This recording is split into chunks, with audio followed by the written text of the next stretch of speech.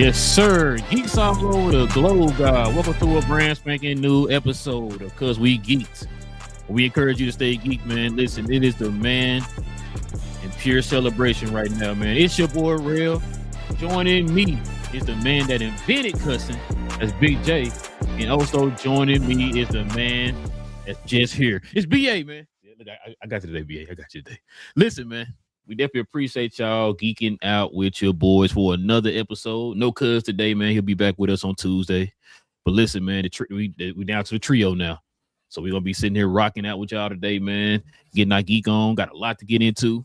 Some Kathleen Kennedy news, some Kratos news, some God of War, all that good stuff, man. So we're going to be talking about all that today. If you guys are into the geek culture, geek content, movies, television, all the good things, do us a favor, hit that subscribe button, man, if you're new to the channel. Also, too, everybody hit them likes for us today, man, to help us continue to build the algorithm up to find more geeks like yourselves. And also, too, guys, if you have any questions in the comments addressing any of the topics that we bring up, go ahead and put it in the comment section. We will address those at the end of the show. All right, fellas, y'all ready to get to it? So before we get to anything, man, you know we got to get into this show right here. Got to get into Fallout. Episode 5. Thank you, BJ, for reminding me yesterday. I forgot. I don't know. I keep thinking we on 4. Yeah. But yeah, episode 5. And of course, I didn't add my drop. Episode 5. We're going to get into that, man. BJ, what was your thoughts on episode 5 of Fallouts? Well, I was, one, we ain't get no Maximus. So I was like, what's going on? I was disappointed with that because I like the two storylines where you can go back and forth to see what's going on both sides. The Lucy, I mean, one of those, what do you call those monsters? The Death Claws. The Death Claws. They was representing. They was doing some damage, but the fact that how they saw the dog get away and they used that to escape, I thought that was kind of, I don't know. I was up and down on that. The fact that he saved Lucy because she couldn't even do the slide right because I don't know if she was still coming down off being high. she knew everything. But the fun thing was like, yeah, she was just messed up, and then I don't know, that confidence kind of eroded when first she was like, oh yeah, we can take him, and there was 3 of them. She was like, oh. And but he, like I said, the ghoul is smart. That's how I like the way he escaped from that. I'm still not liking Lucy. The fact that she was coming down and was trying to get high again, but then she was like, when he was like, you just got to deal with it, and then she didn't even have the money to go get the stuff to help her come down clean. So she just was kind of halfway tweaking half the episode. I don't know. I don't like that version of Lucy. I don't like the regular version of Lucy. She's just not an enjoyable character most of the time. She's just annoying. But like I said, I don't know. I think it did some nice progress. I didn't like the fact that, I mean, we all knew at some point it was going to come to old boy with his family because that's been his motivating factor, trying to find his family, and the fact that he was going to trade Lucy for his family, which I'm like, of course he would. Now, do we believe that his family is actually in that vault? I don't know. I still don't know if you could trust her dad. You know what I'm saying? He's proven throughout the series that he's wholly untrustworthy. Huge liar. Yeah. So like the fact that he's like, oh, if you give me my daughter back, you can have your family back. I just don't believe. I think he's gonna try and kill the ghoul and put Lucy back in the vault. I just think that's what's about to go down. Oh, what you doing? My bad. There you go. Go ahead. Like Kathleen Kennedy, but so like I said, I don't know. I think it was a pretty good episode. Like I said, I was hating the fact that we didn't get to see what was going on the other side, which I guess that means we're gonna have a whole another episode that's gonna be all Maximus for episode 6, or but. And I also didn't like the fact that she flipped. I mean, I know she was upset that he was going to send him back, but the fact she flipped and knocked the ghoul out the window and had him impale himself on that pole, that was also not cool. But, you blame her, Big J? He was going to take her back to the vault. It was like, the thing is, her mission is she wants to get revenge on her dad, but she ain't going to win. I mean, the thing is, her dad is smarter than her. He's more vicious than her. We already know that. So she's not going to win in the confrontation with her and the father anyway. He's just trying to get his family back. So the fact that he's like, oh, I'm gonna take you back to where you grew up. Oh no, that's terrible. So you can't sit there and get this fake revenge that you're not gonna be able to pull off against your father. Because does anybody have any faith that Lucy's gonna be able to switch and just hold her father actually accountable? And no, because she's not. She's too squishy. She said she's still trying to live by this code that he invented. You know what I'm saying? No, she can. Be able to believe it. BA want everybody dead. He don't even have confidence she could do it. She couldn't pull the trigger on her. Unless she's high. If she was high, maybe. But if she's not high, Lucy ain't killing nothing. She won't even step on a bug. We all know. All right, you know what? I'm done talking. BA, what you got? Well, I enjoyed this episode to a degree. But like you said, once I realized Maximus is not making an appearance, which is like halfway through, I said, man, this is some bull. But you get the other vault people like her brother and things like that making an appearance. This episode talked about her father a little bit more. He came and saved the day. He saved her at the very end. It's okay. I don't blame Lucy for hitting him out the window. I don't think she knew that he was gonna get impaled. I think that I think she's like, all right, if he fall on the ground, he'd be all right. The impaling was something separate, but she kept it G. She said, I thought we was friends. I see that you're impaled, but it's whatever. I'd be interested to see how you get out of that situation. Yeah, I don't know the full extent of a ghoul's I guess rehabilitation when it comes to healing yourself, regeneration, I should say. I know that he can spray some things and it'll be okay. But no, I don't know. But no, like all in all, like I was looking forward towards like the NCR and all that. So I didn't get none of that in this episode. Like I said, I didn't get that. I didn't get Maximus.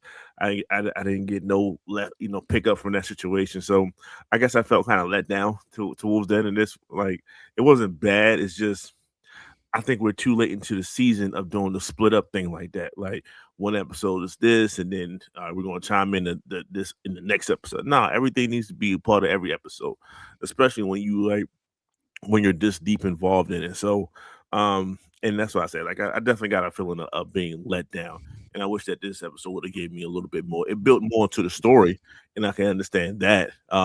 It expounded on Mr. House a little bit more, and that's understandable too. So I'm like, okay, I'm getting the story out of it.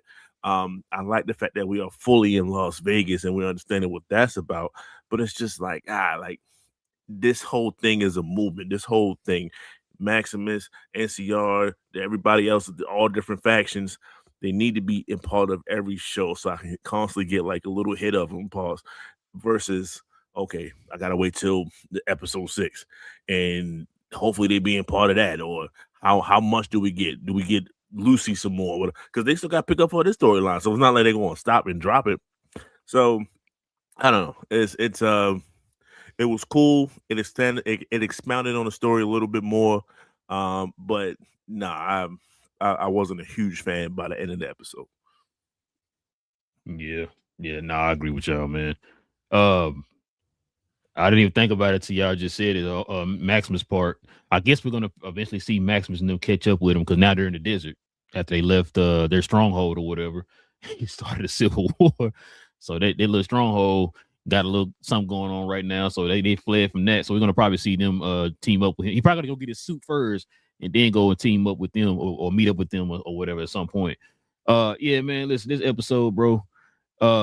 Now you've been asking for Lucy, man, to finally step up, man, and do something, Big J. She doing it, man. She finally not being all timid and shy and scared. And now you like, nah, go back to the old ways. You're not supposed to be this raw. Like, wait, what do you want from her, man?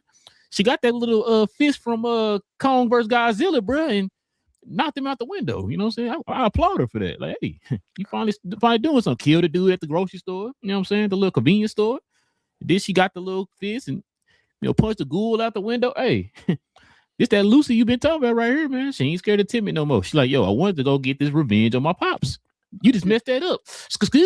Wait, didn't that look like Crossbones fist thing that he hit Captain America with? Yeah, it did.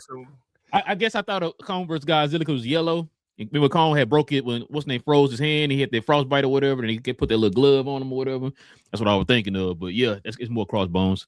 But yeah, this episode, bro. You can kind of tell we're starting to slowly also get to where we're learning about the ghoul, how he turned into the ghoul and all that stuff. Hey, this episode also completely changed my mind of who could have started that the war or the nuclear fallout. because we thought it was Mr. House, right? Then all of a sudden now, I think you know what? No, you said on the one episode, like, no, he looked like he had, he was kind of fighting with it or whatever. Nah, bro, I think Lucy's dad had something to do with it. And if you kind of look at some of the, I don't know if y'all usually watch the next episode kind of preview or whatever, it just seems like they're kind of leaning towards that, like he got something in that little suitcase and all that stuff. I think Lucy's dad has something to do with this war starting. It's the misdirect or the misdirect. I still think because Frank's wife was the one that seemed like she was going toward starting that war. Like in the meeting, she's basically saying now, unless as her assistant, he may have ran with it, but I don't know if he would have been in a position, huh? But listen though, if you watch that preview, she kind of said to her husband, "There are worse people than me." So when she kind of said that, and then he kind of cut back to him with that suitcase in the preview, I'm thinking, maybe we've been looking at this all wrong. Maybe Mr. House is not, a bad guy, but not a bad guy. Like maybe it's somebody else kind of started this or whatever, which is why also too you see him kind of trying to take over Mr. House's projects, and he's doing all this crazy stuff. Like I said, he bombed Maximus family's city or whatever, village or whatever you want to call it, all that type of stuff.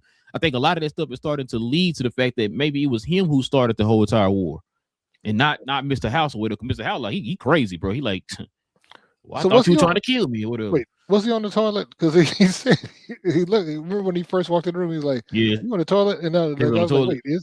But he didn't look like he was actually on the toilet. I was like, I don't even know. I tried to go back and look and see, but it didn't look really paying too fast. So I'm not even sure. I don't think he was on the toilet. Because when he walked down there, he was just sitting in a chair, and I was like, "Oh, okay." Yeah." Because I was like, "Okay," I'm like, "Is he?" Because I'm like, "That's a mighty big." I was about to say that'd be crazy if he was sitting on a toilet in front of a computer screen or whatever. I mean, so now I wonder if he really a threat at all. Really, Mr. House, he's still alive, right? Yeah, we don't know. I don't think we know. I thought purposely. Okay, I thought they showed him being alive. In like a okay, never mind. Well, I thought maybe he was alive, or he'd have to be a ghoul, one or two, because ain't nobody else living 200 years. Yeah, that's what I was thinking. I thought maybe he had they showed him in that the present time or whatever. Okay, yeah. I mean, like I said, episode's not too bad. We got 2 more episodes left. Also, one thing I was going to bring up from the last episode. Why didn't Maximus snatch Thaddeus out that suit when they was escaping from the thing? Like when y'all talking about it, you remember they was walking through the desert, but Thaddeus was still in the suit and Maximus was walking around. I'm like, why ain't Maximus snatch the suit off him? I mean, they were trying to hurry him get out of there. Get to a safe distance and then you get him out the suit. Don't be running midway. Like, get out as you're running and run. You trying to run and slide in as you're running. Like, nah, bro. Like, hey, get to a safe distance. Get out. Matter of fact, you get out the suit, bro. Cause you wilding. I thought they wore a suit before. I thought he did too. He knew all about him. He knew how to shut down. But I'm like, the ghoul is aren't they virtually indestructible? And so he could survive out there. But Maximus needs the suit. He ain't no hardcore dude. He need the suit to help survive. Are we sure that he's a ghoul? Who? Thaddeus? Yeah. Yeah. What you mean? He started changing. Well, so supposedly I was watching something. People breaking it down. He might be a super form of a ghoul, like a different type of ghoul. Which is why remember he got shot with the arrow, he took it out, he completely started healing. Compared to the ghoul that we know of, where he got to spray that stuff on and kind of heal himself. They're saying that maybe it's some kind of serum that he got. Thaddeus was a different serum from what the guy who we know as a ghoul in the show. I think he's which is why he can heal altogether. Yeah, he's a different type of mutation or whatever. Yeah. I didn't pick that up, but I was just looking at the nose. Like, so at what point does his nose fall off? like does it deteriorate over time or something like that? And it's not. It's just the same thing or whatever. So I was like, I don't know if that's a telling sign or not. But when I saw the Elvises and stuff, I was like, yo, all these ghouls that got no nose. Like, is that one of the first things to go as your skin start to turn? Well, I think those guys turned back in the days. That's the thing. I think I'm about to say that too. Yeah, he hadn't been a ghoul as long as the ghoul we know. Remember, that ghoul been around for 200 years, so that stuff probably started happening through over time. He only been a ghoul for 2 days or whatever, but no longer than 2 days. But you know what I mean? Like he ain't been a ghoul because now everything, his skin is still starting to kind of peel or whatever. Now it's just now starting to do it, so he'll probably lose his nose here eventually or whatever. It's just gonna take a little more time.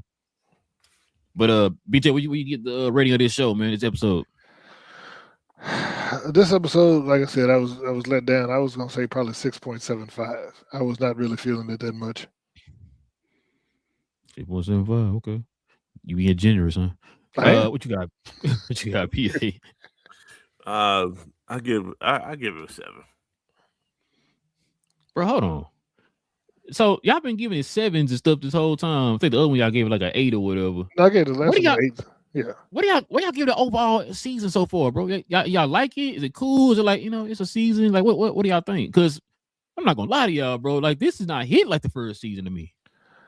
No. Like, it got it in a moment, but like the first season was just like I was on the edge of my seat. I'm constant. I can't wait till the next episode come out. With this one, it's like, oh yeah, I forgot Fallout came out. I gotta sit down and watch it. You know what I mean? Like I don't know. I thought it was just me. Cause my wife stopped watching it. She thought that was getting boring. It just ain't really hitting the same to me. It is getting boring. Too much talking. A lot of that kind of stuff. Like you gotta think in a vault. The vault itself last season was a couple episodes, and with that cadet space and everything like that, it was movement. It kept it moving in a sense, and then you see this girl out on her own, and then old boy with the glasses on or whatever got his head chopped off and stuff like that was entertaining to keep the thing moving. They don't have the continuation like that, so there's a lot of dialogue and story building and stuff, and it's just like, all right, and I get it. You could have put that in a subtitle or something. Could have put that in a text scroll. Yeah, that is true. Because it's like, man, I was sitting there thinking that too while I was watching this episode. I'm like, yo, they got to pick it up a little bit, man. Like you said, it felt like it was just nonstop in the first season, man, which got everybody excited for the second season. And I think you said something too that's pretty interesting, BA. It's because everything is so spread out.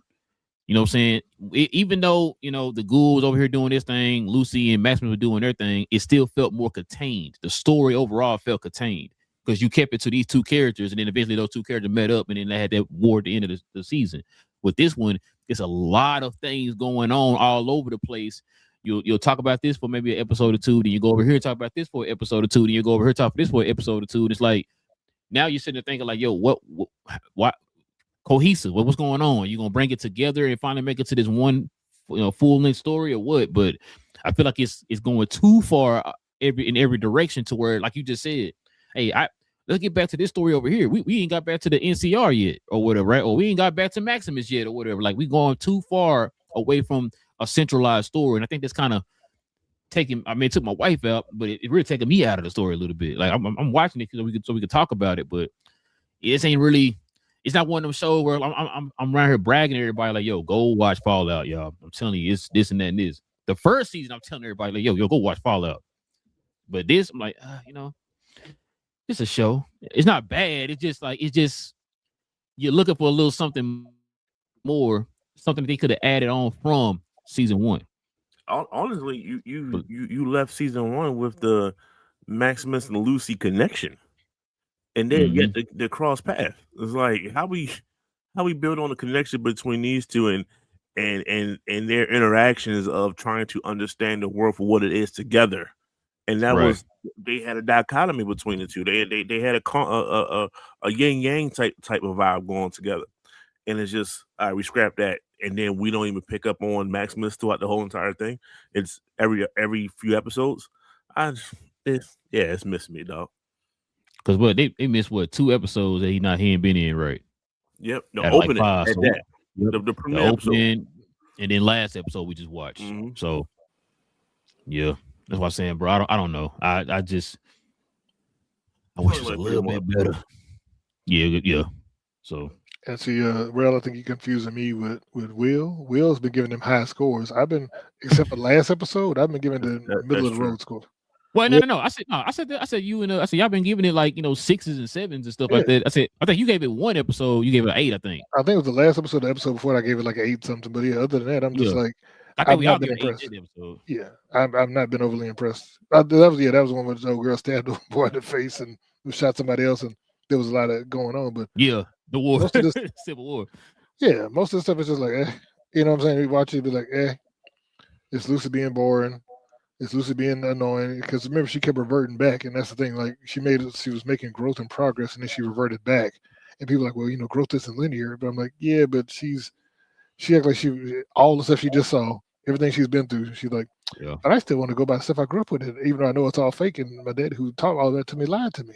I'm just gonna keep reverting back to this because I think that has to be true. I'm like, it's annoying. Yeah, I think they wrote that into her character, bro. To be honest with you, like she got to stay this naive. That's her like her MO, her character or whatever. It's like you said, man. You went from season 1 to season 2. You went through all of that from season 1. You found out everything is fake. Your dad trash, all that type of stuff. Why would you write the character in season 2 to go revert right back to that when she was going in that direction? What she do? She did a U-turn and turned back around, going back to the house. Like, what we doing, bro? Like, I mean, it is what it is, man. We got 2 more episodes left, man. We're gonna restart talking about some other shows. I don't even know what other show coming out soon. Where we at? January. Wonder Man, yeah. Can't wait till that show come out. That's next week, right? Yeah, next week. Well, No, week after next, like Tuesday after next. Yeah, we got 10 more days. Damn it. Okay. Never mind. Wishful thinking. All right, fellas. Let's turn this page here, man. Get to the main topic.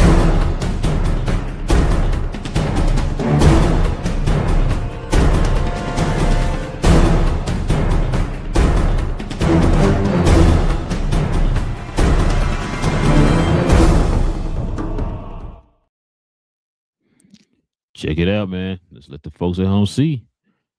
Kathleen Kennedy shares final updates on the future of Star Wars as she exits Lucasfilms.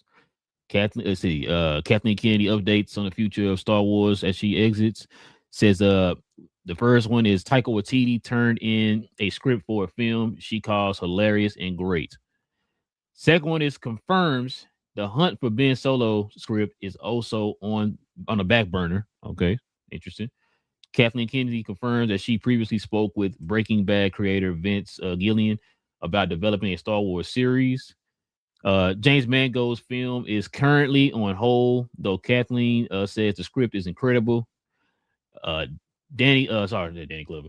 Donald Glover has officially turned in a script for Orlando movie. And last but not least, Simon Kinberg. Let me move that right there at the way real quick. Simon Kinberg is developing a new Star Wars trilogy with strong support from Dave Filoni and his co-CEO right now, Ms. Brennan. All right, fellas, check this out, man. BA, what you think about this, man? I'm glad that she at least tested some things on the way out. It does give us at least an update on certain projects. Some of these projects I'm not necessarily thrilled for, but some of them, I'm looking twice at. You telling me that it's another potential trilogy coming out? Okay, cool. All right, which way are we going with it? How deep in the lore are we going to go with it? Everything has questions after this, but at least it's a I guess a guide point of where we can go. I'm not thrilled over Orlando movie. I'm not gonna lie to you. I didn't necessarily like that character in Solo or his particular portrayal of that in Solo. But it's Donald Glover. I'll support it. So no, it's just she didn't have to give these updates. So she did that. She put the world on notice of saying what's going on with the future of Star Wars, and it's up to her predecessors, the people that come after her, to I guess right this ship, because the ship is definitely taking a Titanic type of a dive, and it needs to bounce back. So that's my thoughts on it. I can dive into each one of these things, but no, it's just I'm anticipating some things I'm not. But at least I know a update on Star Wars, because before this, I couldn't tell you what was going on with Star Wars. So at least I have an idea of what's happening. But that's what I got. You got BJ. I was really getting my hopes up when you said it was going to be a Danny Glover script. I mean, I was like, man, we're going to see, is he going to be bringing back Harrigan from the Predator or Predator 2? I said Danny. I said Donald. I said Donald. No, that was real. Real said Danny. Danny. No, I was going to say he get too old for that, BJ. Oh, he too old for this. See. Nah, but you know what? Look, and that last thing you put out there, that trilogy, that's, if this is going to be the Ahsoka trilogy, I'm 100% out. because I already know if it's gonna be a Ahsoka trilogy with guest spots from Grogu and the Porgs, then I'm done. Right. Because that's what he about to do. He's like, "Ooh, let's see. Let me figure out. I need Ahsoka, and I need as many cute things as possible because that's what George told me. We're gonna bring back the Ewoks, the Porgs, and everything. As the Loth cats, all that. You know what I'm saying? So we got to stop that. So we need a good script. I'm not that on with the Taika Waititi because, like I said, Thor Ragnarok was cool, but the Love and Thunder he took a twist and kind of lost me with. So I'm not 100% sold on Taika right now. That he could bring something. She's talking about it's hilarious, but I'm like, Yeah. Yeah. you know, I think he'd do better sticking to stuff with like him and what's the dude like? Maybe he should go work with like Seth MacFarlane or do some more stuff with Ryan Reynolds. They have similar senses of humor. Yeah. But and then the hunt for Ben Solo, maybe they can revive it. Maybe they can come up with something. But if he's dead, he's dead. Like I said, I'm kind of like maybe do something where they show the Knights of Ren. Do some of that instead of going back and Ben Solo returned. huh? Somehow Ben Solo survived. That's all you got to do. We okay. They still make fun of it. Everybody makes fun of that between Ryan Airy and other folks that somehow Palpatine returned. That's your solution for bringing him back. Just somehow. We already get enough of that with Marvel now. We don't want to get it. Just believe us. He's back. Okay, we doing the same thing with the Russo brothers now, and Kevin, the other side of Disney is doing that somehow. RDJ return thing. We don't. I mean, they did. The Force brought him back. The Force brought RDJ too. It turned him into Dr. Doom. Hey man, a lot of people got many stories across the universe, man. Different universes, man. They gotta do that. Look, man, make it make sense. Like I said, you got to make it make sense. Give us a believable story. If you can do that, then cool. If not, then like I said, go show us something we haven't seen. Show us the Knights of Ren. Or if you want to work on a new trilogy, like we said, go work on the Old Republic trilogy. Go do that. Do that. Work on the Old Republic trilogy or High Republic. Anything other than I need to see Star Wars. Now because I thought they're supposed to be doing a Rey trilogy too. So I'm like. So yeah, figure it out. Yeah. I do not want to see a Red trilogy, bro. I'm not gonna lie to you. You know what's fun? You know what? I was gonna ask this. Now that Dave Filoni and them are over Star Wars, do y'all think we will see an old? I know BJ. Just bear with me here. If you think he will have, you think he will finally go along with an Old Republic movie? I think we'll finally get something with the Old Republic, or I mean, I'm cool with the High Republic or whatever, but just there's a lot more going on in the Old Republic. I feel, but you think that we'll finally get something like that with him? Once again, I think he's stuck in a time frame. I don't know if he, I think he's like, you know what, everybody loves the stuff that I did with the with the Clone Wars. Let's go look at Clone Wars Part 3, Part 2, the second half of it. And dig deeper into it. What was going on this side of the galaxy with Ahsoka?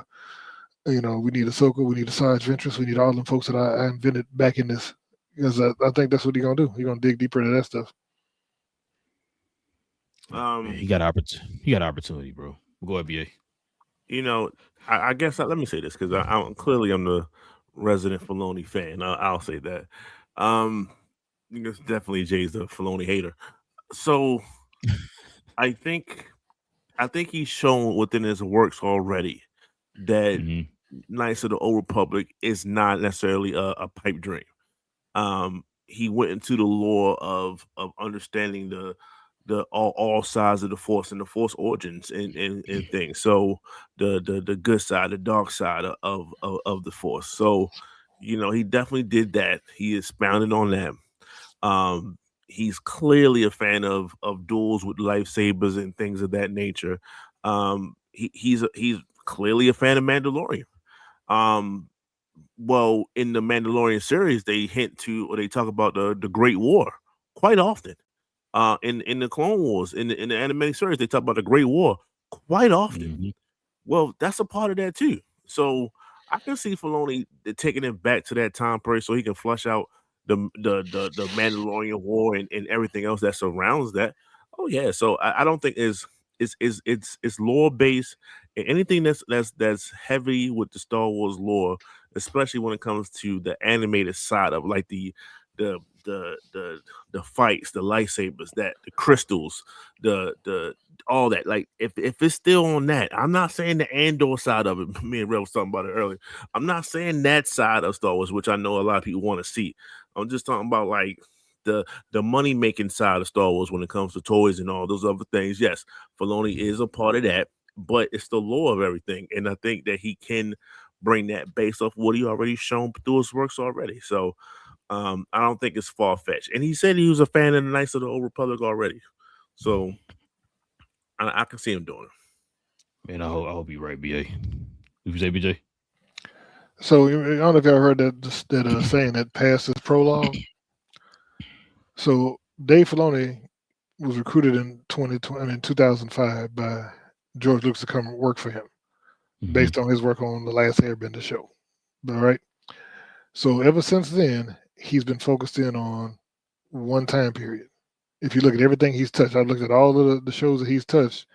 It's all based on that same time period. He has done nothing outside of that one, the period between episodes 3 and 4, basically. Well, I'm talking about between two to 4. He's been stuck in that little realm. He hasn't done anything outside that in almost 20 years. So y'all like, oh, I think he's going to expand.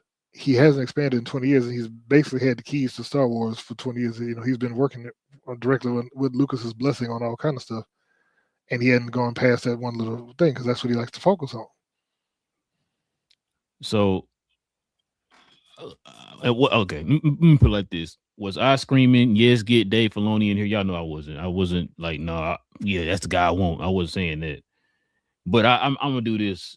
I'm gonna give him the benefit of the doubt because it's different circumstances now. Like he is now the guy over Lucasfilms now. Like he don't have anybody to answer to and all that stuff. He's not tasked to do this certain project or whatever. He now has the open book to whatever he wants to do with the franchise. I want to give him the benefit of the doubt that, like what BA was saying, he does love the lore of Star Wars.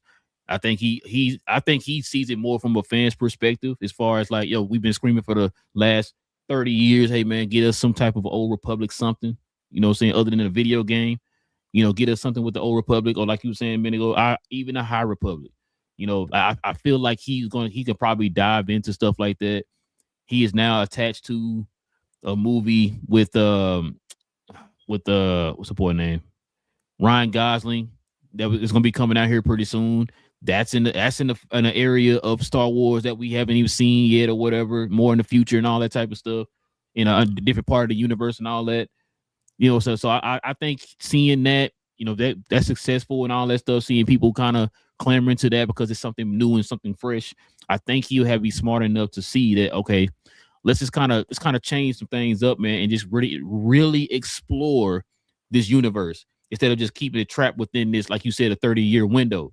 Let's go explore and see what other kind of ideas that we can have, and what kind of other ideas that we can implement here with this to make it a fresh take. Like BA been saying for the longest, it's not just for us. It's for like you're trying to also bring in a new crowd, a younger generation to attach to these characters. So I think they have the sense enough to like, yo, let's go ahead and expand this and make it well-rounded for everybody. So like I said, I'm not going to kill him or poo-poo it or say, man, he go fail and all that stuff.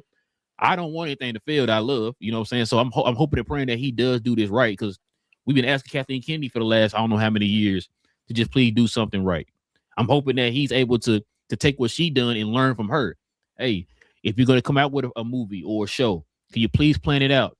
Can you please sit down with your directors before y'all hit go and say, hey, this is what we're looking for in this, which I think Dave Filoni would do that because he is a director. I think he'll have more of a communication with the directors, understanding where they're coming from because he is a director. Kathleen Kennedy was just like, I'm in my chair, go make the movie.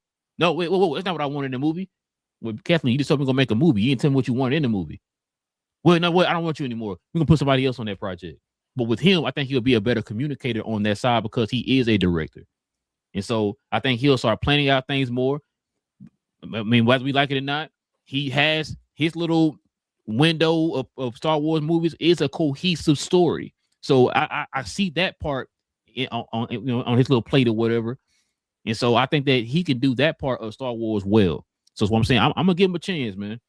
I just want somebody to come in here. If you're gonna have a plan, just stick with your plan it out well, thoroughly, and then everything will be let everything play out as it may. Boy, you don't think he want to expand on the Darksaber and its origins as much as he's referenced that in Star Wars Rebels and in the Mandalorian and all that? That's honestly that's his thing. So right. like he has a lot of work that he kind of hinted to.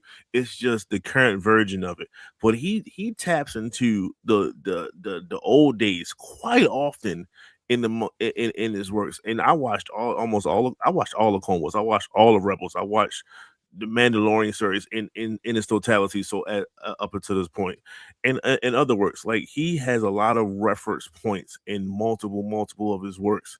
So it'll be only right at this point to make do on where you referencing from. You know what I'm saying? Like where are you getting this from? So just expand on that. And I think that's the way. So it's either do you go in the past or do you go in the future?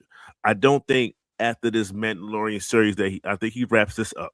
But after that, moving forward, he has a decision to make. He cannot stay here. I think that's the worst thing to do. So that goes with Big J and you as well. And I agree. He can't. It's enough stories of right now. It's enough stories of this era. So either you go backwards or you go forward. But either way, you have to move on. So I think he knows that. I think he's smart enough to know that. Well, he is gonna stay in this era though for a little bit because he got to do Ahsoka. But go ahead, BJ. That's what I said. He got to wrap up this Mandalorian series with whatever this is. But after that, I think he moved forward with Grogu. To be honest with you. But that could be 400 years in the future. You know what I'm saying? It's a Yoda species. That could be 400 years in the future. But he got his anchor point, and that's small business at that point. No, the other thing I was going to say is, I think before, I know you think I'm a Filoni hater. It's not that I hate on Dave Filoni. I think that Dave, just like your other buddy, Gunn, I think he works better if there was someone else alongside him, not necessarily straining, but like helping guide. Like I threw out Bryce Dallas Howard, maybe having her work with him as part of the creative, or even what's his name, the other one, Jon Favreau. Jon Favreau, because I think because like I said, we love this because Favreau really was helming a lot of the stuff with the Mandalorian season 1 and 2. That wasn't so much of Filoni.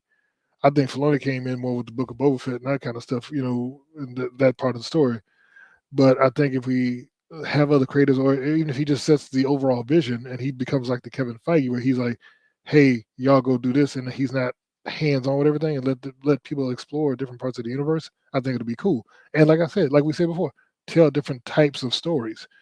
Because we all know if it was up to him, we wouldn't have got Andor, which, Andor could be controversial, but a lot of people agree it's the best Star Wars we've got in the last 20 years, And so, and we know that that's completely out of Dave Filoni's wheelhouse. He would not green light that. He would want nothing to do with it because that's not his. There's no lightsabers. There's none of the stuff that he likes. So that's the thing. Like you have to have different views, and I hope he's open to having different views and listening to different creatives and seeing different visions besides his own. Like the story we talked about, which would be cool, like going with that, a Darth Bane or Darth Sion, any of those other Darth Nihilus, type stories. Where it's a darker side, make it like I said, a horror thing or something with Star Wars. It ain't always have to be cute and funny. It could be, because like I said, the lore is not all cute and funny. There's some dark stuff in there. There's a bunch of massacres. Yeah, look at Rogue One. Yeah, that's a perfect example. Rogue One was, and once again, that's not a Dave Filoni type story. You know what I'm saying? That Rogue One was set in that time period, but that was a dark story. Everybody died. VA loved that movie. I'm sure everybody died. Literally everybody died. So. That's the kind of stuff that, like I said, that movie was great, and we all like, oh wow, that's my favorite Star Wars movie, by the way. That's what I'm saying. In the last few years, that's been one of the ones besides that and Andor, which is different creative team, but that's been some of the highlights of Star Wars because that's some of the best storytelling. But maybe I'm just old according to BA. All right, y'all. Let's see That's what why we got you up want the Old next. Republic. I've been wanting. I mean, I'm telling you, I've been wanting that forever, man. I was there. He was there with the first lightsaber. I wait. I wonder if we gonna get that first Jedi movie that they've been talking about. When we gonna get that? That's one of the movies they talking about. Man, they could go back and do stuff on the quills, you know, the you know, all the you know what I'm talking about, the Jedi, all that stuff they could go do stories on. And go back and tell that whole history of everything. I could see your boy BA talking about the Gray Jedis. That would be there cool are to see. Jedis out there. Yeah, there are Jedi out there like Ahsoka, who's not all the way on the light, and she's not on the dark. She's like right there in the middle. You know what I'm saying? So Balin could be considered. He's not. Could be a great. Yeah. Oh, I was gonna say too. What BA brought up earlier. Yeah, I like the Danny Glover's. I said Danny Glover again. God dang it, Daniel. Boy, God, man. I'm this getting is not the now. color purple, sir. Daniel Glover. Yeah, exactly. I like this portrayal of Lando, bro, in Solo, but I do not want I don't want a Lando movie, bro. You think it'd be like Solo? Like it'd be as bad as Solo was? I think Solo's only bad because of the development process he went through with the two different directors and all that stuff, and changing Lord and Miller. So that was the prime example of that Kathleen Kennedy. You gave these dudes this project. They really started filming because a lot of that stuff they filmed and that you saw in the movie, they did that. Mm-hmm. So then they asked Ron Howard to come in there and try to clean it up, kind of like what Joss Whedon did with Zack Snyder with the Justice League. It's just like that, bro. And it's like, so I really can't. I mean, it was better than. I mean, it was good. You know what I'm saying? But it could have been better if they kind of just had a plan and stuck with it or whatever. So, but I mean, it is what it is. Or maybe it was so bad. It could have been like we talked with Daredevil season 1, Born Again season 1. It was so bad that they were like, we can't finish this movie. You know, it was like, it's just that bad that we can't let it out like it is. You know what I mean? Right. All right, fellas, let's go ahead and get into these quick hits.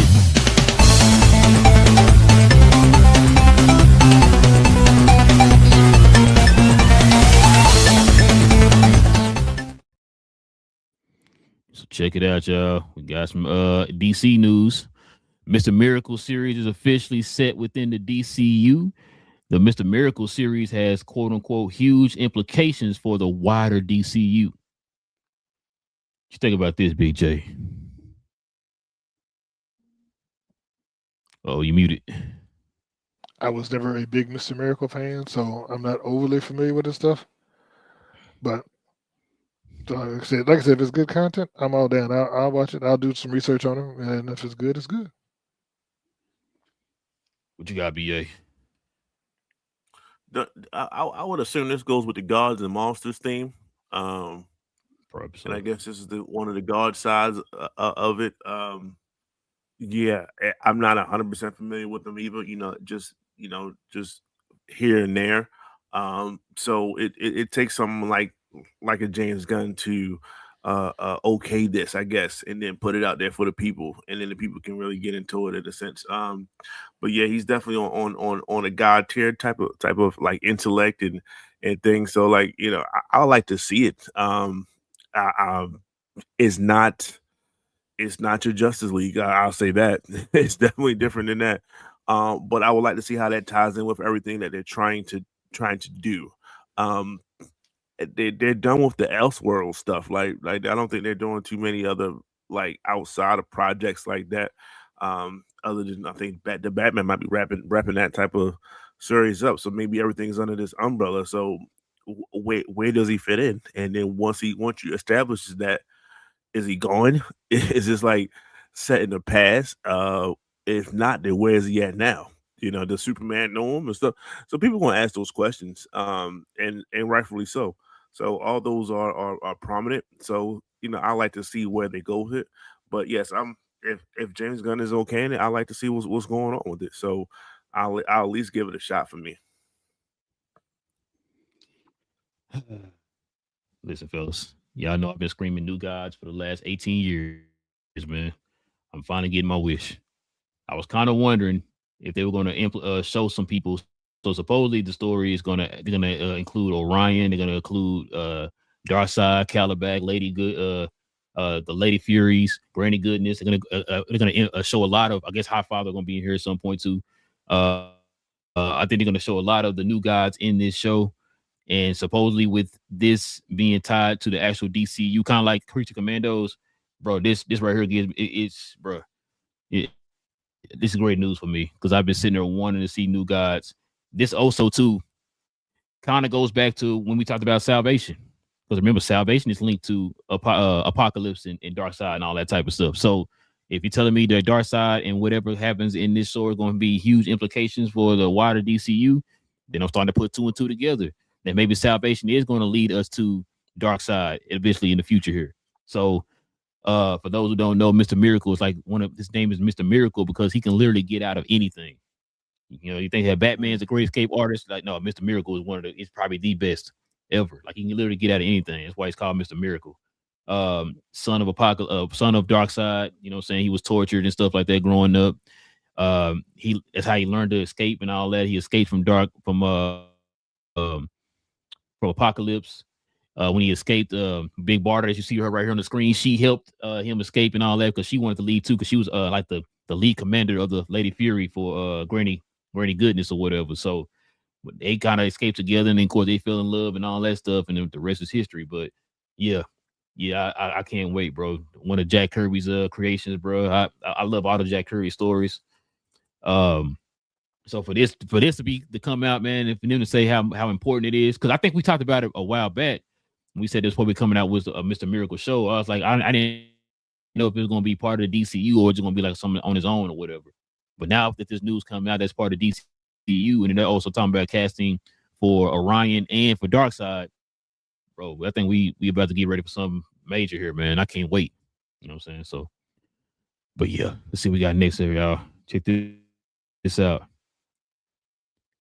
Got some Marvel news. The MCU's next saga is reportedly set to feature 2 Wolverines, Big J. That's not one, but 2. So check this out. There's a new actor who will play Wolverine as part of the X-Men, and then Old Man Logan will be played by Hugh Jackman. What you think about this one, BA? I like it. I think this is change your tune, huh? Okay. This is perfection when it comes to this character. You have the Old Man Logan, which means he dies out. He goes away in the sunset some kind of way. Some kind of way. I don't need a replay of Logan in a tree stump or whatever takes him out. I don't need that per se, or how he died on that joint. But let it be a little bit more gruesome. I'll take that. But you know, you out with the old and with the new, and that's what I want. I think that's what we all want from this saga that we're in right now. These 2 Avengers movies, we need out with the old. So everyone that's playing a character that's over a certain age, it's time for you to go. It's time for you to gracefully bow out. Thank you for your service. We appreciate you. But your time and you as a person here is no longer needed. And that's what we want. So you have a new character playing Wolverine, and then you say goodbye to Hugh Jackman playing Wolverine. Excellently done. So I think that's, like I said, that's exactly what we want out of this situation. BJ. So BA saying he hates old people. That's what I heard. All right. Okay. So let's see. No, I think that it's time for Hugh Jackman to move on. I kept getting scared when I was hearing, "Oh, we're gonna keep bringing them back as much." I'm like, no, do not keep them dudes around. Let's go and get us a new Wolverine. Let's get a cast. Let's make it happen, and let him be young enough. I want to be young enough so he can be part of the new X-Men crew, but I also want to be a little bit older because, because they're starting this whole new world after Battle World and everything. I would love that he's been around long enough to where there could be a Dyken running around somewhere, you know what I'm saying, that could show up at times and interact with him.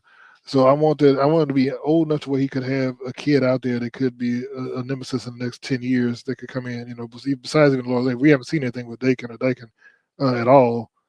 So I'd love to see that aspect of that popping up, I think that'd be interesting to see. BJ, you already got S23, bro. What is she gonna be out? I guarantee she's not gonna make it to the new universe. You know what I mean? I like her. I'm not even sure. But I don't think she's gonna make it. Yeah. No, I like her too. Yeah. So couple things. I'm with you, BJ. I don't want to see Hugh Jackman again, bro. I think we're done with that. Let's move on. Let's get another Wolverine, all that stuff. This reminds me of how it was in the Secret Wars comics, the one that came out in 2016.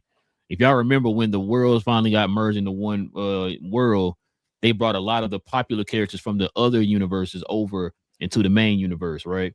We had Miles Morales, you had Gwen Stacy's Spider-Woman, and then of course old man Logan also came over into the 616. So that's what this kind of reminds me of, if they're doing something like this. But it's like you would think, bro, that after a while he'd be they trying to move on or whatever, man. It's like, let's move on to another Wolverine, because if you have two Wolverines out there, you know what's gonna end up happening. Like BJ always talking about with the whole Batman thing. We're gonna be doing some comparing. Oh man, he Hugh Jackman Wolverine. I prefer him or whatever. Then you're gonna have some fallouts within the Marvel fandom or whatever. So but even with that though, it's time, bro. It's time to move on. Just get somebody else in, man. Let's let them get in a try. Like you said, I'm not saying make them young, Big J, like 20 years old and nothing like that. They got to be of some age or whatever. But like early to mid 30s, you know what I'm saying? That way that they can be Wolverine for a while. You know what I'm saying? Because you got a whole entire saga. You know, those sagas take about 10 years to go through. So yeah, you want this guy to be able to be Wolverine and look convincing as Wolverine for the next 10 years. So get him young enough, but not too young. You know what I mean? All right, y'all see what we got next. So check this out. So we got the Netflix will keep the Warner Brother films in theaters for 45 days. Quotes: "We're competitive people. We want to win." Kind of like a dub moment. I know we talked about it before on the show. They had that news came out that it was a 17-day window, and that got debunked. But what you got, BA? What you think about this, man? Yeah, this is the window. This is the original window that when the rumors first came out, it said 17 to 40, 45. So they just doubled down on that aspect of it. And you know, we all kind of knew 17 was on the shorter side, but do I still think that's where they want to go to eventually? Yeah, I think they do. They just need a little bit more power to do so. They want everyone to stay home and everyone to have a Netflix subscription. So I'm not necessarily, it's not like a shocker or anything, like you said in the intro, like it's a dumb moment, like, yeah, you're gonna keep it in the movie theater. But even still, that's just a month and 2 weeks. Like it's not that long. So we're gonna see. We're gonna see, like, if it's selling like hotcakes, then all right, bet. You know, they might keep it in longer. If it's not, oh boy, it's time to pack that up. And best believe someone won't make 45. I can guarantee you that. Some movies, if it come out as a dud, will not make it to see 35. So I just think it's the way to go, and they are competitive. They are, like as I said a couple of shows, they are looking to extinguish the competition, point blank period. And whatever it is they got to do to do it, that's what they're going to do. So Netflix is a machine, it's an engine, and I don't see it slowing down whatsoever. So kudos to 45 for saying that. Will love that. Shout out to Will. But it's, to me, it's temporary. And if you don't make it within those, if your movie's a dud, they taking it, they pulling it. So I don't think some movies gonna make it to 45. What you got, Jay? Well, they said, I remember I saw this a while back. They said that the average movie now does run about a 45-day window. They said that's been the thing since the pandemic. And they said that the studios can renegotiate with the theaters to extend or shorten it. Like if it's a blockbuster, they'll stretch it out. Like they said, Oppenheimer ran for over 90 days. Same with Barbie. They both ran in the theater for over 90 days. But if it's a trash movie, then a lot of times the theaters want to move out and get them screens to something else that's going to be more profitable. So It could be that it's just a matter of if it's a good movie. Like I said, and that's what I said. Like we were talking about it before. Like I think what was it? What's the movie there? Rail's favorite movie, Avatar, Fire and Ash. Showgirls. Oh, Showgirls. Oh, okay. So Avatar, Fire and Ash made how much so far? Like 1.4 or something like that. It's 1.2 billion so far. And once again, it's been out since December 19th, so it's coming up on a month. And so yeah, I don't think it's going to, like I said, I don't think it's going to keep pumping out huge numbers. But I mean, probably by the end of 2 more weeks, it'll probably make that 1.4, 1.5 billion and be out. and that means it's a profitable movie. That's cool. Then they'll go to streaming, probably on Disney Plus or whatever, and go from there. And they'll try and recoup some money in addition there. But it's like, as long as they do that, if it's like I said, if it's 35, 45, but like I said, it'd be dumb if let's say Doomsday or Brand New Day comes out and the movie, it's at $1.5 billion or $2 billion, and it's still putting up $40-50 million weekends. And after 45 days, it'd be dumb to pull it. And that's the same thing I said about with the Netflix situation. You don't spend $82 billion just to absorb it and be like, okay, we're just gonna put everything on streaming because, like I said, you're already number one streaming. What else are you gonna do? How much money are you gonna gain from streaming? And when Warner Brothers made almost $6 billion last year in the theaters, then that's how you recoup that $82 billion is to put that money, get some of their money back from the theater. And that's what they said. It's like, we want money. So, they need to get some of their money back from the theater releases. And then that way they can be able to say, hey, look, we're making smart business decisions. We're not just out here trying to throw everything on streaming. Because like I said, what do they have to gain by putting it on Netflix? They're already the number one streaming service by a mile. So they're not going to get more subscribers unless they're going to raise the price, 100% to all the people who are currently subscribing to help increase the revenue, which I think they would just push people toward Disney Plus, all the other stuff, Paramount, Prime. So like I said, to me, it doesn't make sense unless you plan to use it. Now, I think they will take the first right to have those movies go to their service. But like somebody else, like John Camp was saying the other day, is that, beyond just the movies, they said that also gives them access to all of Warner Brothers because they even talking about some of the old TV shows, like him and Rob was talking about. And Rob was saying, like, I didn't realize this, but they said that Warner Brothers has a Warner Brothers like restoration project where they go and restore all the old stuff. They said like they restored a show from the 50s. It was an old Western movie. I forgot. I think it's called Cheyenne. He said it was like a show from the 50s that they digitally remastered the show and sent him like Blu-rays, and he was like, "Oh man, that looks cool." But it's like that can now go on Netflix and add, and people, just adds to their library versus always having to look at because like I said, they could put all the old Warner Brothers movies into their library now on Netflix once that sale is complete, and that could expand viewership. And if people want to go find stuff, they can go look for it there versus just, let's go look at it. Let's pull all the movies that's going out. Like I said, that makes no sense. So I think that's probably more what they'll do. They'll take the library and be like, now we got access to all these movies now. Same thing Disney did when they bought Fox. Because remember, a lot of that Fox stuff showed up on Disney Plus after the buyout. And I think they'll do the same thing. They'll pull a lot of that old stuff, like Aliens and all the stuff they didn't have access to before, will now be on Hulu, Disney Plus, and will now be on Netflix.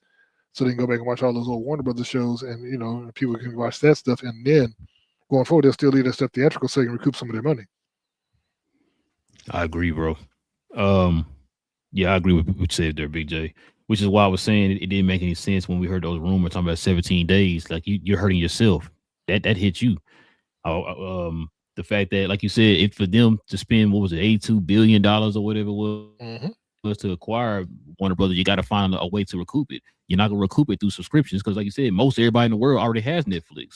So it's not like you're gonna get enough additional subscriptions to make up for that revenue or whatever. So you got to get it through the movie theaters. And listen, I'm gonna say this, man, because I know when we first talked about Warner Brothers getting bought, we were kind of like, man, look, I'm still on the side. I wish Warner Brothers had stayed his own entity or whatever. But out of Netflix and out of Paramount, from what I've been hearing, the CEO has been very open about what their plans are and all that stuff, man. A lot of like I said, the 17 window thing, he debunked that and said that's not true. He even said out of his own mouth, we would not have bought Warner Brothers we bought Warner Brothers because we want to also be part of the theatrical side. We already got the streaming side sold up. We want to also have the theatrical side sold up. When he said that makes, like I've been saying, that makes sense. Don't buy Warner Brothers just to be shutting it down, just to add it to your catalog when your catalog is already one of the best catalog on the planet.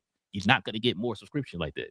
And so when he was making those comments about, he also talking about, like you just said, Big J, we got movies making billions of dollars. Why would we not want that? You know what I'm saying? So if we got a movie in the movie theater that's on its way to making $1 billion, what you gonna do? You gonna keep it in the movie theaters so it continue to make $1 billion. And from what you just said, Big J, he also said the same thing. It's just like how things run now. If the movie's successful, we keep it in the movie theater. If it ain't successful, we take it out. That's simple, right? So and I like the fact too that with this merger, nobody loses their jobs. Yeah, he said that multiple times. Like there's no crossover with the two companies. Like I said, one is a streaming, one is a movie studio. They're two completely different type of entities. So there's nobody losing their job. He literally said everything at Warner Bros. Will work exactly how it's going to work. Only difference is that money staying in Warner Bros. Pocket, it's coming to our pocket. That's it. Everything's gonna run the same way it's been running. That's why he kept everybody, the CEO is keeping everybody in their place. Run over there with Warner Bros. See, Netflix run everything that they run, and we just gonna be raking in the dough. What you got, BJ? No, I was gonna say that was one of the things that Campy was talking about. They said that when because everybody's talking about when Skydance, but they said when Skydance bought Paramount, they said they fired almost everybody. Paramount, yeah. Huh? Yep. And so he was like, yeah, he said that, yeah, like you were saying, that they're not planning on firing anybody at Warner Bros. Because they said there's no overlap because they don't have anybody who deals with movie theaters and all that. So the fact that he thought, I think John threw out, I think it was like about $10 billion worth of jobs that would not be lost by that merger. Yep. That also is a big deal, you know. Like I said, everything, man, right now for the I be honest with you, I was nervous. Like BA been saying, like, oh, they trying to go straight to the streaming. But like I said, everything they're saying, and they're not just saying like, you know, like saying it like underhandedly or anything like that. He said this on multiple interviews and stuff like that. There's multiple articles, him saying like they're doubling down on this. Like, yo, we want to be part of the movie theater experience. We want to be part of that. So which is why they bought Warner Bros., which is why they're keeping everything the same. Like you just said a minute ago too, Big J. Warner Bros. Was the most profitable studio this year. Why would I mess that up? Right? Like, you know what I'm saying? Oh, yeah, exactly. So why would I mess that up? So just let's keep that going. They got great people in position now. Because look, when Walter Martin was running Warner Brothers, bro, you see how it was. It was chaos. AT&T had Warner Brothers and all that. It was chaos. As soon as Zaslav stepped in, bro, he started implementing people in certain positions the same way Bob Iger did over there in Disney. And now look how Warner Brothers is run right now. But Warner Brothers was losing money, hemorrhaging money before Zaslav got there. So now when he got there, now they're the most profitable studio in Hollywood right now. Why would I want to mess that up? So I like the Netflix is starting to win me over, man. Anybody but damn Paramount, bro. Paramount is out here wild and they are trying to sue him and all that kind of stuff. They trash, bro. I didn't want them for many reasons to own Warner Bros. I'm glad they're not getting them. So also Netflix too. I don't know if y'all heard Netflix is trying to change their proposal, man, to straight cash. I saw that. So they can speed up the process, bro. They can vote by next month. They can get that process going by next month. A lot of money, yeah. Bro. That's a lot of money, yeah. Matter of fact, I think I heard a rumor too. They not only they can convert some of the stocks into straight cash, they're even going to add in more to just go ahead and just like, hey, just stop fooling with Paramount. Let's just get this over with. Like I said, February we're going to do the vote. We can go ahead and close this out because that's what it's looking like. It's going to be Netflix, bro. You know Still got to be approved though. Still got to be approved by was the SEC? No, FTC, Federal Trade Commission. Yeah. Because if they you already know who's already said that he don't want them to win because that's not his friends, and they won't do it because he was upset. I'll tell you his big thing. He was upset because he wanted CNN to be bought, and CNN is not part of the sale. That was what I was saying. It was other stuff attached to why they wanted them, but yeah. But yeah, check this out, y'all. We got some more Amazon shows coming out, man. Guess y'all didn't hear about this. Ryan Hurst has been cast as Kratos in Amazon's live-action God of War series based off of the PlayStation video game. What you think about this, BA? I'm sorry, BJ, my bad. So I never played the game, but I heard that he did the voice of. Didn't he do the voice of Thor on the game? Mm-hmm. So, yeah, I mean, it looks like it could be work. I mean, it could be cool. He's up there in age, though. I mean, I don't know if BA's gonna like that because he's almost my age, so he's only 3 years younger than me. So, he may be too old for BA's taste to be playing the God of War. But it's like, he could pull it off. What you got, BA? We definitely got to see if he can do that. He's definitely on the 49 side of things. It's a lot. Unless they want to add like a lot of CGI. The dude Kratos, he takes out a lot of people. He takes out a lot of people in various ways.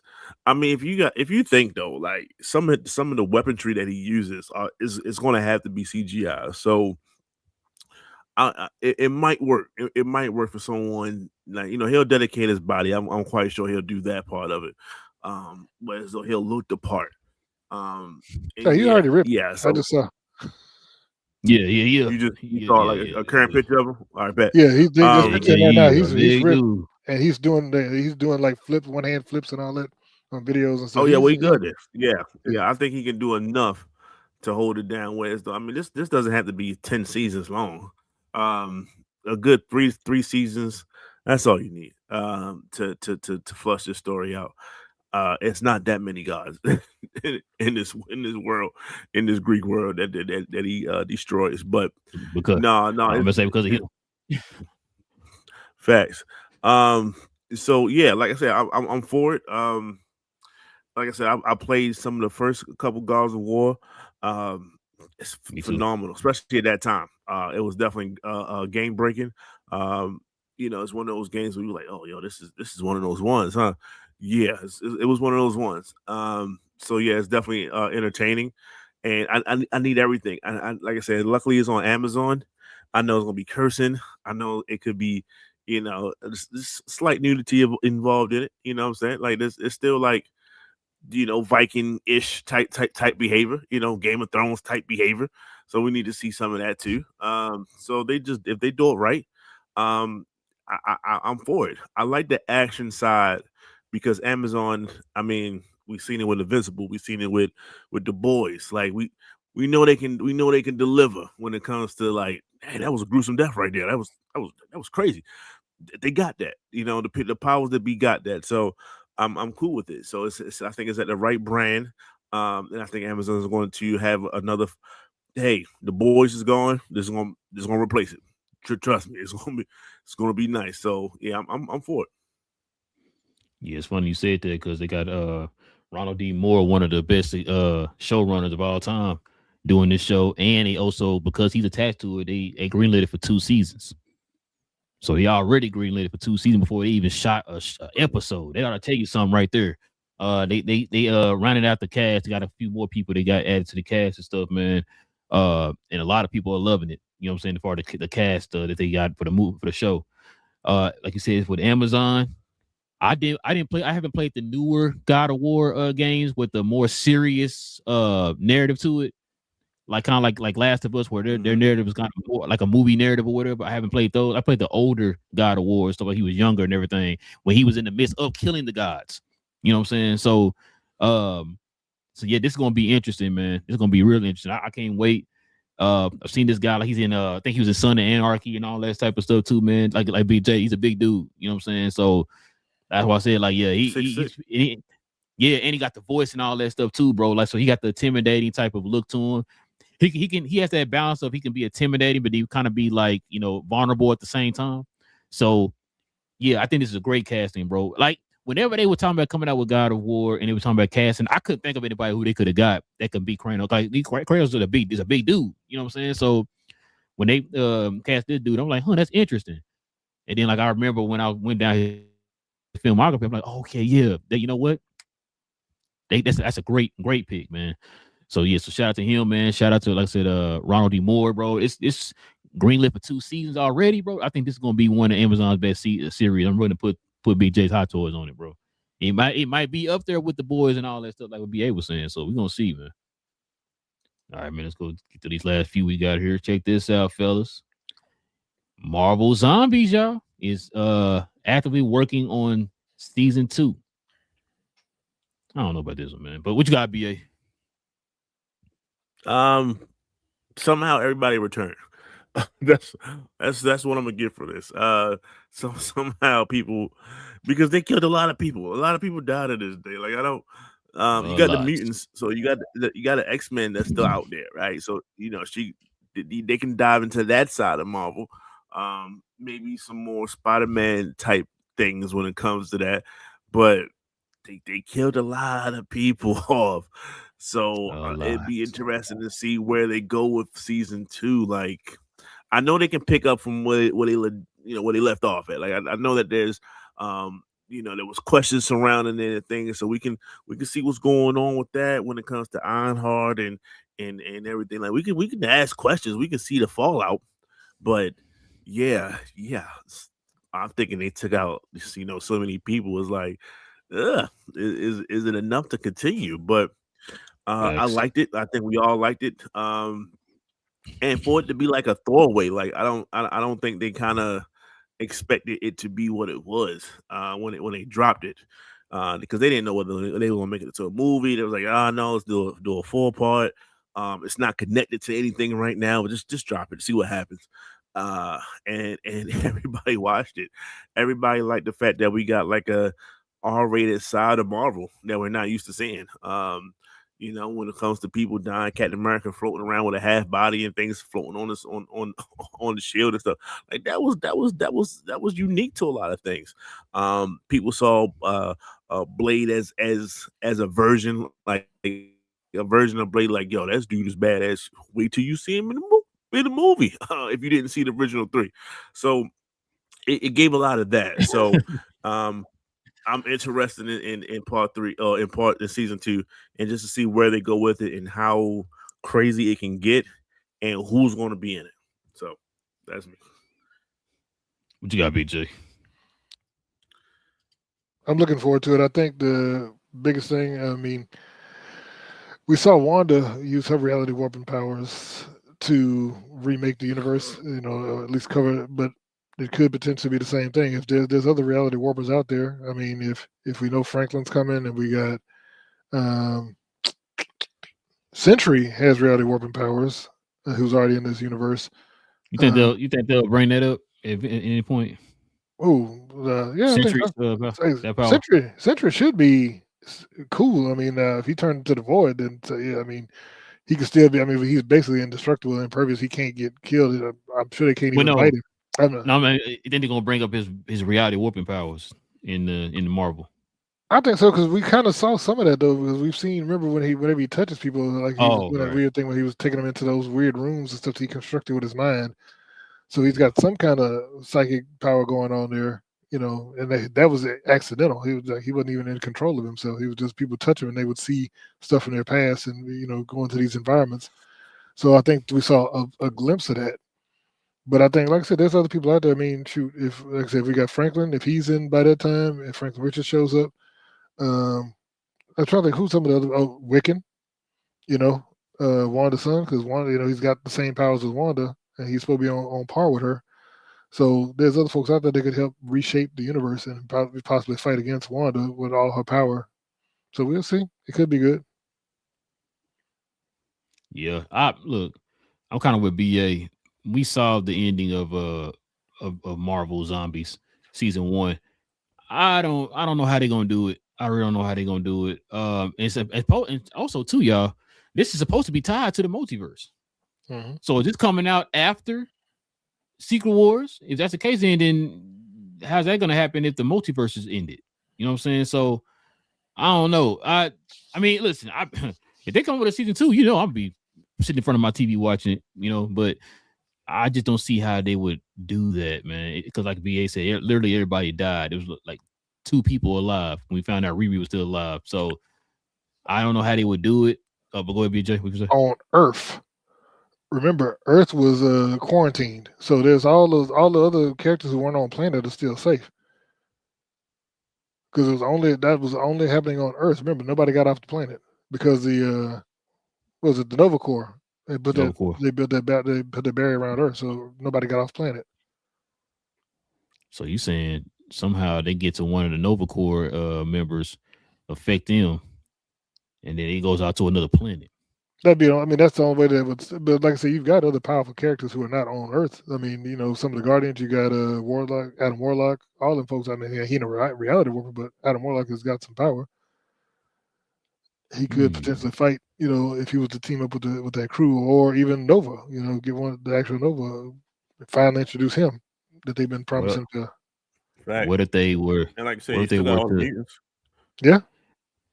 But the mutants aren't on the planet yet. Yeah, they're not on the planet yet. They're not in that world yet. They might. This is post everything, right? This is post Secret Wars, right? No. What I was saying, this is part of this is supposed to be part of the multiverse. So if they end the multiverse after Secret Wars, then how is it going to still be around? Because once Secret Wars is over with, all the universes are going to merge together into one universe, or multiverse is going to merge into one cohesive universe. So if I'm saying, I don't know how they're going to do this, but I mean, yeah, like BJ said, unless they go off world like they did in the comics, maybe they went off world and started attacking other planets or whatever. I was gonna say, man, what if they got attached with Ego, the Living Planet or something, and he go off to different parts and start attacking folks, bro? I mean, if he go that route, but didn't he go dead? Oh, yeah. He is dead after that before, because everything's happening around the time of Infinity War. So you're right. Yeah, he be dead. Yeah. You're right. All right, y'all. Let's see, we got a couple more here. Check this out, man. Blue Beetle director confirms talks with James Gunn about a future DCU project, man. I know he's supposed to be in is he supposed to be in Creature Commandos? Isn't that what we talked about? We talked about something. I know James Gunn wanted to do something with him, but I think they were going to include him some kind of way. But yeah, I'm like, But what you think, BJ? What you think about it though? I mean, I was. We think it could be. I should say. I don't know, because I'm saying I hope it wouldn't do another Blue Beetle, because I thought that from what James Gunn said, he liked the character and he liked the actor, but he didn't want to keep that story intact, because I wasn't a fan of the way they did the story. It was kind of convoluted and weird. So I would like to see if they're gonna bring him back. Maybe they're gonna bring the director back to do something else. But like I said, to me, that story was not a good story, and if that's indicative of his storytelling style, I wasn't a fan of it. What you got, BA? I will say similar. It wasn't the best movie, but it wasn't bad either. I'll say that his portrayal of the character wasn't bad either. So it just sucked that it got caught up in that end of the previous DCEU era. It got caught up in it. So some things was like, it caught strays for no reason. It wasn't as bad as other movies that surrounded it.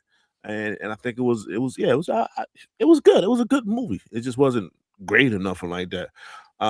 So yes, I'd be interested to see how he kind of, what works, what doesn't work, what are we going to take from it, or is it just going to be the character and he has a whole new background? I don't know. But he definitely talked about. Well, he talked about how he liked the Flash too, but he definitely talked about how he liked this particular movie. This is James Gunn, and I actually believed him when he said that. He didn't say it with the same conviction when he talked about other movies. Let's put that out there. He's Hispanic, so they definitely going to have to bring some type of Hispanic vibe into this new era when it comes to DCU. Yes, they need it. They need them. It's just, it is what it is. This is just the world we live in. We got to have representation from a lot of different people, and he can represent that. We're good with who we got. I love Mr. Terrific. I love Mr. Stewart, and hopefully he does a tremendous job, and hopefully we get some more in the process. So everybody needs representation. So I take that. I take the fact that James Gunn already appreciated the character, and I take the fact that Blue Beetle is just something to have. It's a type of character that's very imaginative. Just the way the guns come out and just different things that it can do. It's just a fun character to expand on. Whereas though you can sell a lot of toys from it. You know what I'm saying? So you always gotta get back to, can it make money for you? And Blue Beetle, I mean, she just imagine, like, once James Gunn get a hold of Blue Beetle, it's going to be all over Disney Plus and all this other stuff. Like, he's going to have that type of crossover effect, like a kid version of him and things. It's going to be a wonderful thing. So I like the fact that Blue Beetle is being brought over into the current DCU. Yeah, I agree, bro. I like the movie. Like BA said, it wasn't like the greatest movie of all time or nothing. It was pretty solid. I liked it better than the other movies surrounding it toward the end of the DCEU's run there. I like you said, I like Xylo's portrayal of Jaime. I like the Blue Beetle like aspect of the movie. You know what I'm saying? Like his powers and all that stuff and the suit and all that. I liked all that. I've been saying for the longest, I think him as a character will fit in the DCU. I could probably see them not necessarily doing a Blue Beetle movie, but I think probably have him appear in other projects like maybe in Superman 2 or something like that, or I mean, I say Superman 2, Man of Tomorrow or something like that, or hey, he's somewhere maybe he run into Supergirl or something like that, or what's a show coming out? Lanterns or something like that. Or maybe they do that blue and gold they've been talking about doing for years or whatever. Oh, it's that Static Shock. Or hey, maybe he gonna be part of the Teen Titans. I don't know. Because he is in the comics in the new Big 2 and all that stuff. So I don't know. It's a lot of things that they can do with him, man. So he been talking to James Gunn. James Gunn's probably like I was saying, James Gunn did say he did want that character. That character was the first character of the DCU, but Superman was the first movie of the DCU. So he is definitely gonna bring the kid over. He's talked about it before. He's talked to James Gunn. They got some things in the works and all that type of stuff. So yeah, I'm cool with it, man. I'm cool with it. Try to see what he can do with that character. Probably treat him like they did what's that show Peacemaker, where like you were saying, BA, some stuff counts, some stuff don't count or whatever, right?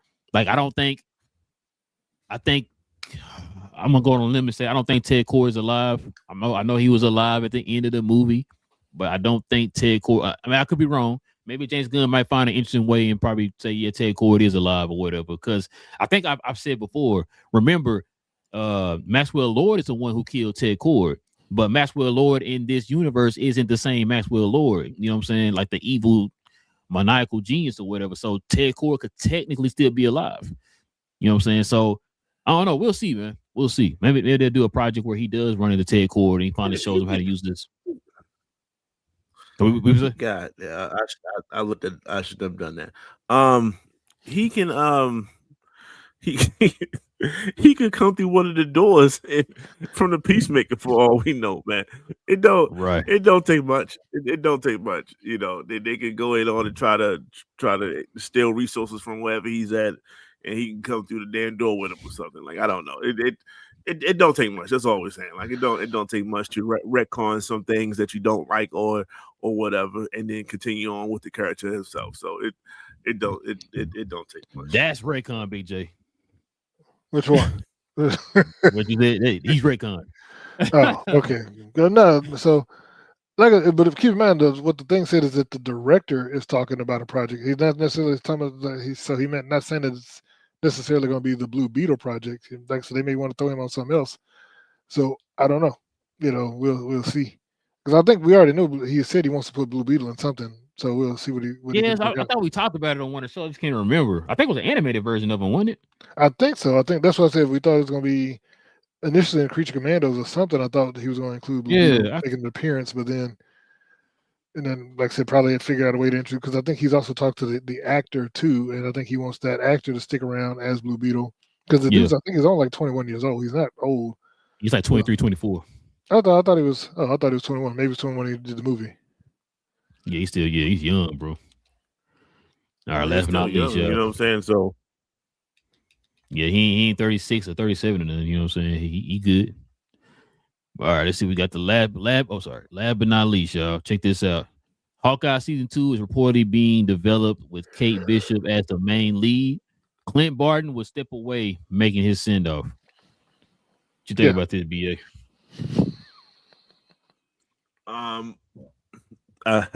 I think what's his name? Jeremy Renner. I think he's done with Marvel.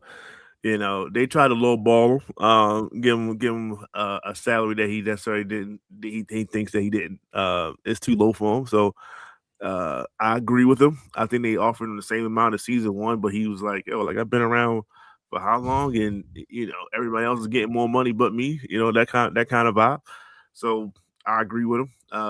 He should stand on his morals. The man almost died. Like we're not gonna like knock that accident that he was a part of. So you know that put a different lens on life, man. Like, yo, give me my change. I'm doing all right with Mayor Kingston or whatever, Kingstown. So I'll keep doing that, no problem. You know, and it's Haley's turn. It's her turn to take over. She's hot right now. Everyone, you know, she's coming off the success of Sinners. She got a baby. Shout out to Josh Allen. He ain't waste no time. So let her get through that process and give it to her. It's her series, man. I think they left the people wanting more. I loved her. I loved the scenes with her and Florence Pugh when it came to just their interactions within the series. Yeah, I didn't. I don't know how y'all feel about Hawkeye series. It wasn't bad for me. It wasn't the greatest, but I got through it with no problem. I like to see certain scenes again, so I particularly liked it. So yeah, I can see her taking over and let Clint Barton slowly walk away. He was damn near finished Ultron, man. To be honest with you. Yeah, he definitely was almost finished. He almost died. What you got, BJ? So I look. So Jeremy Renner he was paid $15 million for season 1. They offered him half of that for season 2, and I'm like, $15 million. It's not like they offered you $100,000 to come back, but $7.5 million. If you're going to be a reduced capacity and you're going to be in a reduced role, and we know he's not going to be doing a bunch of action stuff. Like I said, I don't think he's on that level. Hold on, real quick. You think it was reduced? Like you think as is, or did he have like a bigger role? But then once he said no to the money change, let me go ahead on and rewrite this real quick. I think they. So I don't know. He said that it was going to be twice as much work after his accident. Is what because he had to rehab and come back physically. So he thought that was an insult, and I'm like, but the thing is, I think they were going to probably write a reduced role anyway. You know what I mean? Because one, they're supposed to be transitioning to her as the new Hawkeye, and kind of him aging out. Because once again, he's in his 50s, and so I think they were going to try and get him out as Hawkeye. But so I mean, if you only going to be in a few episodes, or going to be like pardoning, not a major doing a bunch of action stuff, then I don't see where that'd be a big deal. But in his mind, I should be getting my money, because I don't know. I don't think it was a slap in the face he thinks it is, because once again, they already said she's gonna be the new Hawkeye. You know what I mean? So if you're passing your mantle on to somebody else, and you're just gonna be like the background character or the mentor, then you're not gonna be doing all the stuff, and she's gonna be the one with all the arrows and doing all the action scenes and that stuff. Then I think she should be getting the money.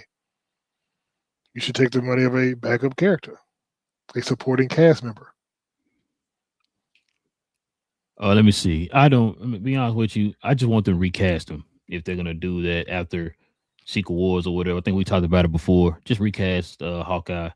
He needs to continue to be the original, one of the original Avengers or whatever moving forward. Recast some of the characters, let them, be a little bit younger. Like I said, him, I think he in his 50s or whatever. So you want to recast him to be a little bit younger. But as far as this series, I'm guessing it's going to take place after Secret Wars or whatever. So a lot of the stuff that we're hearing about with them recasting, with them doing stuff after Secret Wars, I was thinking that they're going to recast a lot of these people that way that their stories continue. But it seems like they're just trying to completely move away from Clint Barton altogether. What it sounds like, if she's going to be the Hawkeye moving forward or whatever. So I don't know, man. Of course, we're going to watch the show. You don't like that, do you? You don't like that. You don't like to get rid of Clint Barton. That's what this is. I mean, listen, I don't know. So I don't know what the Avengers are going to look like after Secret Wars or whatever, right? Like I said, the original thought was I thought they were going to just make some of the people younger, because Kevin Feige said that, which is why he made that comment about Chris Hemsworth being able to play Thor, continue to play Thor, because he's only like 40 or whatever. So he was saying that a lot of other characters, we're gonna recast because those guys can't play those characters forever. So I'm like, okay, then Clint Barton's got to be one of them people, because he's one of the original Avengers. You want to keep the Avengers intact. That's your money maker. Keep the Avengers intact, but just recast them to a younger actor or whatever. So no, to ask your question, BA, I don't like it, bro. But I mean, we'll see. We'll see how this goes, man, because I'm getting like mixed signals or whatever you want to say, man, with the whole Secret War stuff, because we're I don't know if y'all saw that picture that came out of Marvel. Yeah, they talking about that's gonna be like the group moving forward or whatever, and it's like, I don't know. Like I said, we were told by him, Kevin Feige, that they were gonna recast a lot of people. So I'm just kind of wondering why they going. If it seemed like they're gonna go move forward and just completely not go back to some of those characters. Like Steve Rogers is not going to be brought up again. You know, they're going to have Sam as Captain America moving forward. We'll get the Hulk back according to that picture. I don't know how accurate that picture is. I think it might be one of the cases where they just drew that picture or whatever. I don't know if that's actually going to be the group of characters overall moving forward or anything. But I mean, it's going to be interesting, bro. But no, I really want them to kind of go back to the status quo. Just recast the people and keep the story going. But I don't think they said that's going to be the new Avengers. They just put a thing saying the Avengers. You know what I mean? Because and I think the mindset is kind of like it was in Infinity War and Endgame. Everybody who was a hero in that movie was basically an Avenger, whether or not you were in the team or not. You were an Avenger in that moment. So I think not Avengers per se, but I'm just saying like those are going to be like the main characters, like the group of the main characters moving forward is what it seemed like they were trying to put out there or whatever. But I don't know. I think that's just a hype up. I think that's more just getting hype up for the movie because those are going to be characters in this next movie. But because once again, we look at people like Ryan Reynolds is not young. You know what I mean? You know, we think like, oh, you know, Ryan Reynolds is 50. He'll be 50 years old this year. So he's not a spring chicken. He's not, you know, he's joking about Hugh Jackman being 55, but he's 50. He'll be 50 in October. So it's like, you know, they're gonna have to recast that whole crew if they're gonna keep those characters going. Now, like I said, some of them, yeah, I think you should recast some of the characters that'll have long-lasting stories. Some of the characters, like I said, can move on. Like if they're gonna do the Champions thing, they need to do the Champions thing because once again, they ain't gonna be the Young Avengers because once again, half of these Young Avengers are gonna be in their 30s because Haley Steinfeld is already 30-some years old.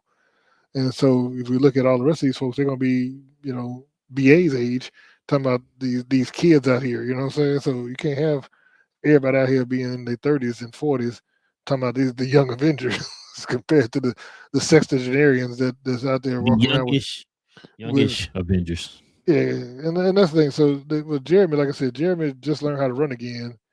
You know, and he's 57, I believe. No, I'm not joking. They said because he couldn't walk for 3 months. No, you're right. I don't know why that is. I don't know. I know, but like I said, so and I get it. So what he wants to, from what I understand, he wanted to be compensated for all the work he put in to get himself back. But I'm like, you're gonna do other roles. It's not Disney's job to give you all the money you should have made and to pay you for your rehab because that's not your sole employer. You know what I'm saying? So you can go sign and do. He's 55 years old. I know he was that old. Yeah, he's old. I mean, he's in the 50s for sure.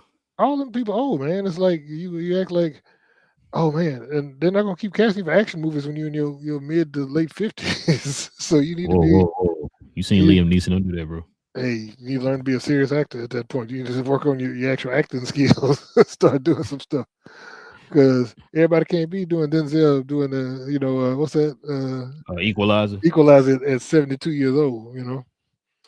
And that's not even high action. That's that Steven Seagal style of fighting. I was just about to say that, bro. That's Steven Seagal, bro.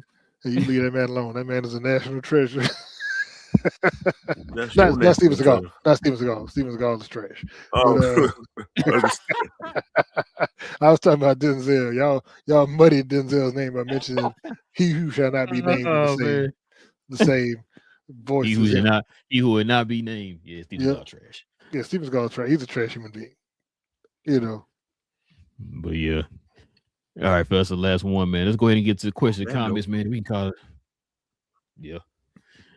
Go ahead and call it. Get to the question comments. Call it a day, y'all.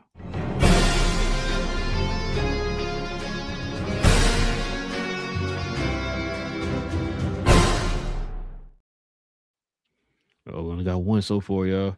Shout out to Basco, man. Y'all follow him on YouTube, man. He does the same things we do over here, man. Talk about all the geek stuff. He says, "What's up, fellas? What up, man? What up? But yeah, y'all, check it out. We definitely appreciate y'all geeking out with your boys for another episode, man. Cuz will be back here on Tuesday, man. We'll be back here on Tuesday as well. More geek news to get into. If you guys are new to the channel, you're into the geek culture, geek content, you know, we talked about Star Wars, DC, Marvel, all them type of things. Do us a favor, hit that subscribe button, join us here every Tuesday evening, Saturday morning. And also too, everybody hit them likes for us too, man. That'll help us out tremendously, more ways than you know. So please hit them likes for us. That'll definitely help out a lot. Follow us, like I said, follow us also on X or Twitter, if you will still call it Twitter. Follow us over there. That'll be much appreciated as well, man. Well, that being said, it's your boy Real. Got Big J in the building. Got BA in the building. Cuz will be back on Tuesday. Cuz we geek, where we talk about all things in the geek culture involving movies and television. We'll catch you guys here on Tuesday. Stay geeked, and we out.